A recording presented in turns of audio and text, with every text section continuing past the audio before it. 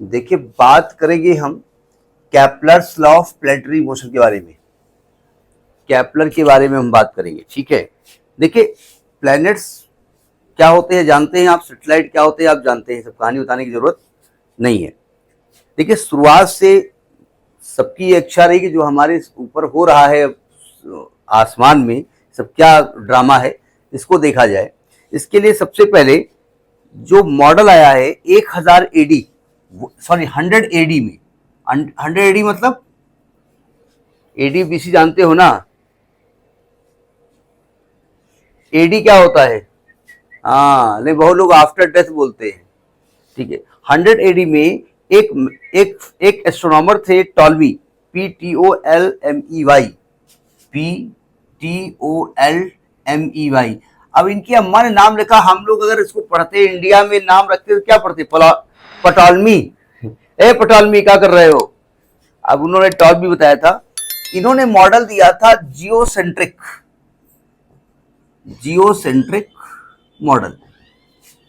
Geocentric model का मतलब इनका कहना था कि जो अर्थ है ना, that is the centre of the universe. Universe का जो सेंटर है वो कौन है? अर्थ है। उल्टा बोल गए क्या? और वो स्टेशनरी है और सन उसके चारों ओर चक्कर लगाया करता है। ये किसने बताया था? टॉल्मी ने। जैसे इसके बारे में सबसे पहले हमारे जो और फिलोसफर थे, जो किसके दौर की हम बात करें, गैलीलियो के दौर की बात करें, ठीक है। तो गैलीलियो के दौर में भी ये कहानी होती थी कि सन जो है पृथ्वी के चारों ओर चक्कर लगाता था, दिखता था ना वो, कि सुबह सन इधर है, दोपहर इधर है, शाम को इधर है, तो बोले चक्कर लगा रहा होगा। और हमने देखा कि घर के बाहर गोबर पड़ा है तो सुबह भी गोबर वही है, शाम को गोबर वही है, दोपहर में गोबर वही है। इसका मतलब अर्थ क्या है? स्टेशनरी है। ये उस समय के लोग मानते थे। जो जो ईसाई धर्म के जो चर्च के पादरी होते थे ना, वही मुंशीगिरी करते थे, जो वो कहे वही सही। इसके बाद गैलीलियो साहब ने जब बताया कि नहीं ऐसा नहीं है, अर्थ चक्कर लगाती है, तो उनको पनिश भी किया गया था, ठीक है। हम वहां नहीं जा रहे हैं। तो टॉल्मी साहब ने जियोसेंट्रिक मॉडल बताया। उन्होंने कहा अर्थ जो है वो स्टेशनरी है और अर्थ के चारों ओर सन चक्कर लगाया करता है, ठीक है। ये उनका था। इसके बाद 498 एडी में हमारे आर्यभट्ट साहब थे। आर्यभट्ट 498 एडी। अब ये जो डेट है ना, ये बिल्कुल एग्जैक्ट सेम नहीं होती है, थोड़ा बहुत 2-4 साल का अंतर होता है, ठीक है। जैसे हमने कोई एक्सपेरिमेंट किया, मान लिया 2024 में हमने कोई एक्सपेरिमेंट शुरू किया, तो हमारा रिसर्च पेपर छपेगा। हो सकता है 10 साल बाद 2034 में हमारा रिसर्च कंप्लीट हो गया और जो 24 में छपा था वही 34 में छपा और बीच में बहुत बार छपा, और हमारा रिसर्च जो हम कर रहे थे वो सही था। तो कुछ लोग 24 लिखेंगे, कुछ 34 लिखेंगे, कुछ 30 लिखेंगे, तो थोड़ा बहुत 2-4 साल का अंतर होता है। उन्होंने कहा देखिए, जो अर्थ है ना वो सन के चारों ओर रिवॉल्व करती है। लेकिन उनका मतलब था जो सन है वो स्टेशनरी है और अर्थ उसके चारों ओर रिवॉल्व करती है। ये उनका मॉडल था, ठीक है। इसके बाद निकोलस कॉर्पोनिकस, ये होलीसेंट्रिक मॉडल दिया, ये सब अपना करते रहे। इसके बाद एक बहुत अच्छे मैथमेटिशियन आए 1546 से 1601 के बीच में।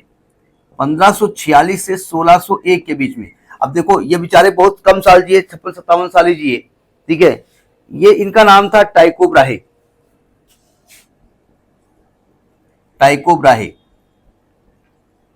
इन्होंने क्या किया, बिना किसी एक्सपेरिमेंट के केवल जितने प्लैनेट्स हैं उनके मोशन के बारे में बहुत सा अध्ययन किया और बहुत सारे रिसर्च पेपर लिखे।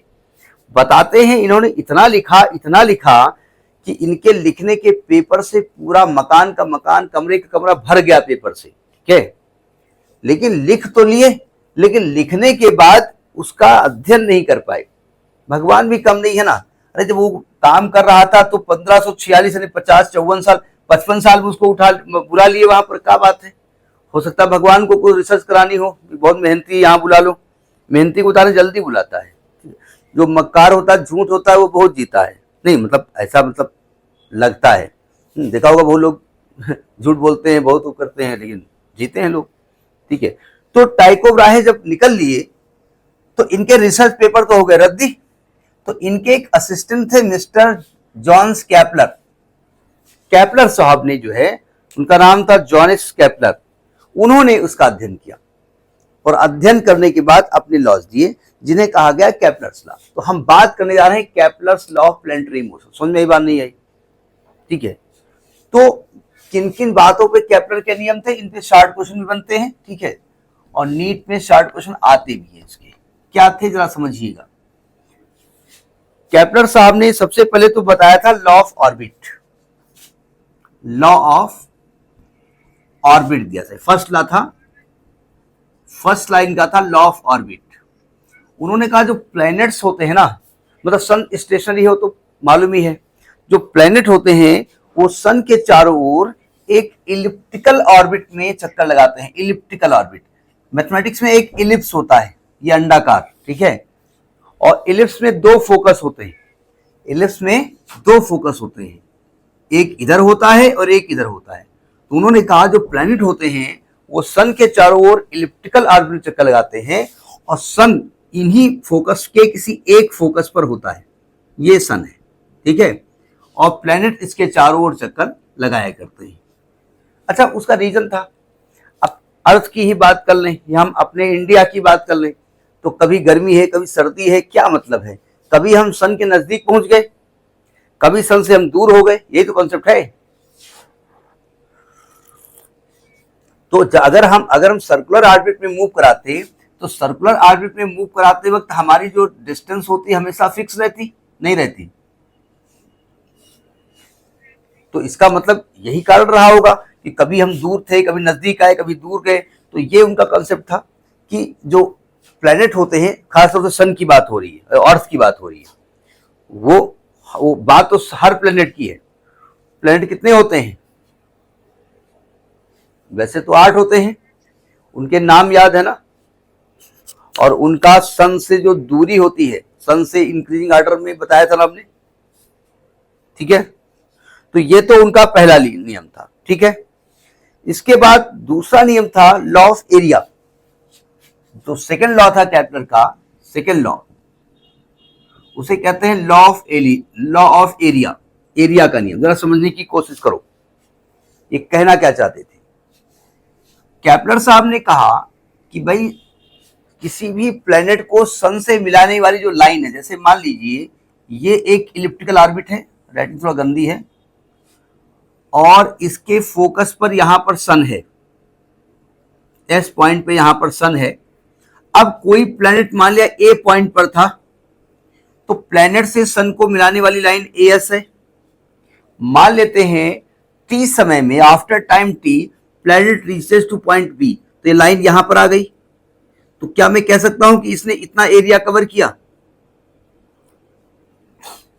थोड़ी देर बाद हमने देखा कि प्लेनेट यहां पर था, सी पॉइंट पे था, यहां से कुछ दूरी थी, और टी समय बाद यहां से यहां का जो टाइम था और यहां से यहां का टाइम सेम था, वो डी पे आ गया और ये लाइन हो गई, तो ये एरिया हो गया। तो उन्होंने कहा ये एरिया सेम होती है, मतलब सन से प्लेनेट को मिलाने वाली जो लाइन होती है उसके द्वारा जो एरिया कवर की जाती है that is fix, that is equal. यानी कि एरिया, कौन सी area? A S B is equal to area C S D, ये बराबर होते हैं, ठीक है।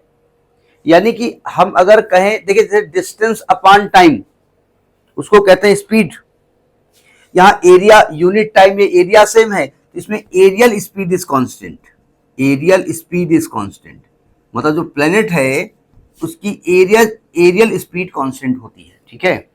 ये इनका दूसरा नियम था, ठीक है। इसके बाद तीसरा था इनको लॉ ऑफ पीरियड्स। देखिए थर्ड लॉ क्या था, उन्होंने क्या बताया, डायग्राम में बना हुआ है, इसको रब किए दे रहे हैं, ठीक है। थर्ड लॉ जो केपलर का था, ये लॉ उन्होंने जो टाइको ब्राहे साहब थे जिन्होंने रिसर्च किया था, बहुत सारे पेपर्स लिखे थे, उस पेपर का अध्ययन नहीं कर पाए। वो तो को पेपर न्यूटन के हाथ नहीं लग गए, न्यूटन के हाथ लग गए होते ना तो वो केपलर को किनारे कर देते। भाई न्यूटन के बारे में कहा जाता है, हम नहीं जानते, उसमें हम थे नहीं, हो सकता है किसी और रूप में हम रहे हों, ये भी हो सकता है। न्यूटन किसी संस्था के अध्यक्ष थे जो इन सभी रूल्स रेगुलेशंस को जो वहां जमा होती थी थेसिस उसको अप्रूव करते थे। तो हम कोई रूल्स लिखते थे तो न्यूटन पढ़ते थे, बोले अच्छा ये बात यार सही कह रहा है बंदा, बोले नहीं है कुछ नहीं है गलत है हटाओ फेंको, और उसकी फोटो कॉपी रख लेते थे। बाद में उसमें थोड़ा बहुत ट्विस्ट करके ये न्यूटन का नियम है, अब वाजपेयी जी किनारे हो गए, ऐसा सुना है हमने। ठीक है, जैसे हमारे जो सर्वपल्ली राधाकृष्णन साहब हैं, भारत के राष्ट्रपति रहे हैं, जो टीचर्स डे जिनके नाम से होता है, तो बताते हैं वो जो पीएचडी किया था वो कोई उनका स्टूडेंट था, उसकी पीएचडी की थीसिस चुरा के किया था, चुरा लिया था उसको और अपने नाम से छपवा लिया था। बाद में उसने कोर्ट में मुकदमा किया, लेकिन भाई साहब ने बाहर ही उससे कंप्रोमाइज कर लिया, बोले अरे यार कहा बताइए हमका डॉक्टर बने रहा है जो नहीं, ऐसा मतलब लोग बताते हैं, हम तो उसमें थे नहीं, हो सकता रहे हूं। देखिए थर्ड लॉ होता है law of period, law of periods. Periods मतलब टाइम पीरियड जो एक पूरा चक्कर कंप्लीट करने में लगता है। देखो ध्यान से, पहली बात तो ये जो distance of planet from the sun fix है कि चेंज हो रही है, ये सन है, जो प्लैनेट रिवॉल्व कर रहा है सन के चारों ओर, उसकी सन से दूरी फिक्स है कि चेंज हो रही है? हाँ नहीं, उत्तर क्या होगा, चेंज हो रही ना। तो उन्होंने कहा जो पीरियड इसका होगा, the square of the period of revolution is proportionate to the cube of the average distance of the planet from the sun. जरा ध्यान से समझिएगा, एवरेज डिस्टेंस बोला है, आर यहां पर क्या है, आर यहां पर है average distance of planet from sun. एक और लैंग्वेज इसमें आती है, जरा समझिएगा, ये इलिप्स है दिख रहा है, ये इसकी कहलाती है मेजर एक्सिस और ये कहलाती है माइनर एक्सिस। एक्चुअली जो एवरेज डिस्टेंस होती है ना वो सेमी मेजर एक्सिस के बराबर होती है। तो कहीं कहीं पर एवरेज डिस्टेंस नहीं लिखा होता है, लिखा होता है semi major axis of orbit, major axis of elliptical orbit, elliptical orbit. ये मैथमेटिक्स वाले इलिप्स के बारे में पढ़े हैं, ऐसा नहीं उनको सब आता ही है। मैथ लेने का मतलब ये नहीं कि मैथ में प्रकार विद्वान है, लेकिन ज्यादातर पढ़े हैं। ठीक है, तो T square proportionate R cube, समझ में आ गई बात। मतलब अगर हम यहाँ पर फार्मूला बनाएंगे तो T1 square upon T2 square is equal to R1 cube upon R2 cube. तो ये आपका 3 केपलर के नियम थे। ठीक है, अब जब केपलर ने ये नियम दिए तो अच्छा इसको प्रूफ नहीं करना है, इसको ड्राइव नहीं करना है, डेरिवेशन से आपका मतलब कुछ नहीं है। ठीक है, तो न्यूटन साहब फड़फड़ाने लगे, न्यूटन साहब बोले नहीं हम तो कुछ तो वालक आई थोड़े बिना हमारे बोले काम चल जाए। तो न्यूटन ने कुछ कंक्लूजन निकाले केपलर के नियम से। तो इसी में देखिए Newton's conclusion for from Kepler's law, Kepler's law and Newton's conclusion. देखो न्यूटन का कंक्लूजन क्या था, Newton's conclusion from Kepler's law या ऑन केपलर्स लॉ लिखिए। देखो उन्होंने कहा 3 नियम केपलर बताए हो ना, रुको रुको हम बताए थे। पहला नियम क्या था उनका केपलर का, केपलर का पहला नियम था कि द लॉ ऑफ ऑर्बिट। उन्होंने कहा था कि all the planets revolve around the sun in the elliptical orbit. Newton ने कहा नहीं भैया, मोस्ट ऑफ द ऑर्बिट जो होता है वो सर्कुलर ऑर्बिट होती है। मोस्ट ऑफ द ऑर्बिट, जो बहुत नजदीक होंगे या जो बहुत दूर होंगे उनको छोड़ करके ज्यादातर जो होते हैं वो सर्कुलर ऑर्बिट में मूव करते हैं। पहला नियम में उन्होंने अपना जो है कंक्लूजन दिया। ठीक है, न्यूटन से कंक्लूजन ने कहिए डिडक्शन कहिए, आप डिडक्शन कहिए, उन्होंने उसको डिड्यूस किया था, कंक्लूजन ने कहिए। दूसरा नियम उनका किस पर बेस्ड था कि एरियल स्पीड इक्वल होती है ना, the area sweeps out by the line joining the planet to the sun sweeps out equal area in the equal interval of time. Areal speed same होती है ना। इन्होंने कहा नहीं भैया, जो लीनियर स्पीड होती है, linear speed of planet, speed of planet वो कांस्टेंट होती है। लीनियर का मतलब अगर सर्कुलर ऑर्बिट है, सन सेंटर पे है, तो जो ये वाली स्पीड होगी वो कांस्टेंट रहती है। ठीक है, तीसरा नियम उन्होंने नहीं बताया, तीसरे नियम को छेड़ा नहीं। उन्होंने कहा देखो भैया, ये हमारा जो सन है, सन का मास कैपिटल एम है और ये प्लेनेट है, इसका मास स्मॉल एम है। तो जब ये सर्कुलर ऑर्बिट में मूव करेगा तो इस पर एक सेंट्रीपिटल फोर्स एक्ट करेगा, ठीक है। तो वो सेंट्रीपिटल फोर्स क्या होगा, क्या फॉर्मूला होता है, mv² अपॉन r, ये होता है ना। अब v कैसे निकालें, v बराबर, तो अब सिंपल सी बात है, हम चूंकि टाइम पीरियड लेंगे, अगर इसका रेडियस r है तो अगर यहां से लेकर के यहां तक का टाइम कैपिटल टी ले लें तो डिस्टेंस आ जाएगी 2 पाई r upon capital T, capital T बोले तो टाइम पीरियड। सो अगर मैं यहां पर रख देता हूं f पे, f बराबर m upon r into 4 pi square r square upon T square. अब जो टी स्क्वायर का नियम था कैपिटल का, उन्होंने एज इट लिया, as T square is equal to क्या होता है, R cube, K R cube हो जाएगा भाई, आर क्यूब प्रोपोर्शनेट होता है ना। तो जब टी स्क्वायर की वैल्यू रखेंगे, ये डायग्राम रख किए दे रहे हैं,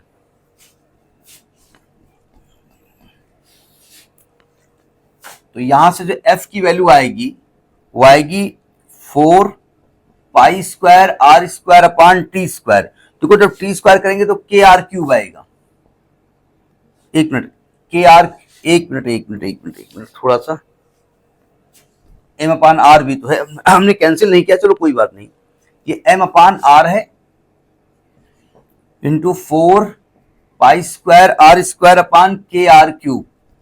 एफ इज इक्वल टू देखो 4 pi square M upon K R square, यानी F proportionate M upon R square.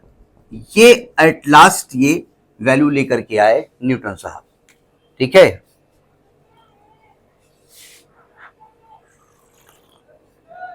अच्छा, न्यूटन साहब इतना प्रूफ किए, ऐसा इतना टेंशन में अपना काम किए कि अमेरिका में नियम ही हो गया कि फिजिक्स में कोई भी प्रूफ नहीं करना, आपको थ्योरी पढ़ो बहुत, न्यूटन कर डालें सब। तब न्यूटन कर डालें तो काहे सब न्यूटन में नहीं हो। अब देखो क्या नियम बताया उन्होंने, पहला तो ये बताया कि जो फोर्स ऑफ जो सेंट्रीपिटल फोर्स है that is proportionate to the mass of the planet, और दूसरी बात बताया that is inversely proportional to the square of the distance of the planet from the sun, ठीक है। तीसरा नियम उन्होंने और इसमें जोड़ा, बोले एक्चुअली जो फोर्स है ना, एफ इज म्यूचुअल फोर्स, ये म्यूचुअल फोर्स होता है भाई। प्लैनेट पे जो फोर्स लग रहा है, लगा कौन रहा है, ये सेंटर की तरफ लग रहा है ना, तो सेंटर की तरफ तो श्रीमान सन होंगे ना। तो उन्होंने कहा ये म्यूचुअल फोर्स है, जितना फोर्स प्लैनेट पर सन लगाता है उतना ही सन पर प्लैनेट लगाता है। तो उन्होंने कहा ये एफ प्रोपोर्शनेट कैपिटल एम भी होगा, ठीक है। और जब इस वाली इस और इस इक्वेशन को मिला दिया गया तीनों को, तो ये बन गया F proportionate small M into capital M upon R square. यहां से न्यूटन ने अपना ग्रेविटेशन ला दिया था, ठीक है। यानी न्यूटन का जो ग्रेविटेशन ला है एक्चुअली में इसके लिए टाइकोब्रा है, या यूं कहिए मिस्टर केपलर जिम्मेदार हैं। केपलर ने थोड़ा बहुत वहां से क्लू लेकर के उन्होंने बताया था, ठीक है।